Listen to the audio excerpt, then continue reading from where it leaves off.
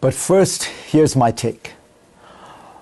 Over this country's long history, Americans have often hesitated to support foreign wars and international machinations. Washington's farewell address warning against entangling alliances casts a long shadow. But from the nation's beginnings, Americans have usually known whom to root for, those who sought freedom, and whom to condemn, those who tried to crush liberty. Across the United States, you will find statues honoring people like the 18th century Polish patriot Tadeusz Kościuszko and the 19th century Hungarian freedom fighter Lajos Kossuth, who sought liberation for their people from the Russian and the Habsburg empires, and who found enthusiastic support in an America that was still then a young and weak nation. When Germany invaded Belgium in 1914, even though it initially stayed out of the war, America organized what was then the largest food aid effort in history to help the victim of aggression. During the Cold War, though it could not help militarily, Washington refused to recognize the Soviet annexation of the 3 Baltic republics, who are now proud and independent nations. America as a superpower sometimes acted unwisely in places like Vietnam and Iraq and Afghanistan. But even in those cases, it saw its involvement as the protection of freedom and democracy. Not anymore. The strangest aspect of the last few weeks of American diplomacy that culminated in the disaster at the White House on Friday is that the President of the United States has seemed utterly unwilling to say plainly that he supports the victim of aggression against the aggressor, and that he admires Ukrainian democracy more than Russian dictatorship. Instead, he and Vice President Vance spent Friday's photo op at the White House publicly scolding Ukraine's President Zelensky, telling him to say thank you, which he has said repeatedly, and accusing him of being disrespectful.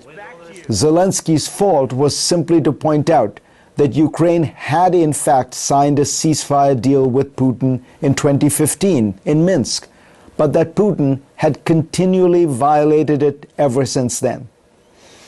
Trump used the occasion to remind all that he felt a special bond with Vladimir Putin. Zelensky did not handle himself well. He got emotional, responded too often, and took the bait that Vice President Vance laid for him.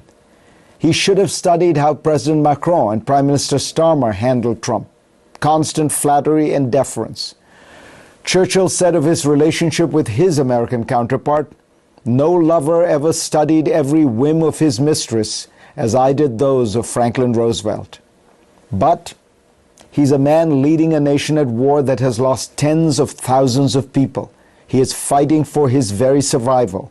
And he and his nation are fighting for the values of freedom and democracy that America has supported since its founding, against a rapacious dictatorship in this case that actively seeks to undermine the United States, its interests, and its allies at every turn. It shouldn't be hard to figure out where your sympathies lie.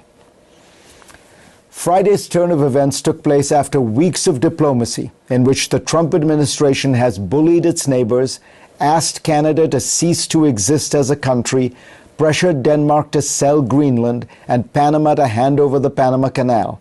It has threatened to impose higher tariffs on its allies than its foes, and it has shuttered almost all the food and medicine programs that it promised to the poorest people in the world.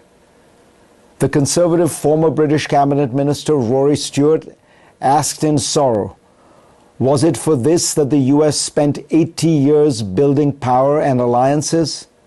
Not to be a force for good, but instead to impoverish neighbors, threaten those it protected, rob minerals from war-torn countries, and break its promises to hundreds of millions of the poorest in the world?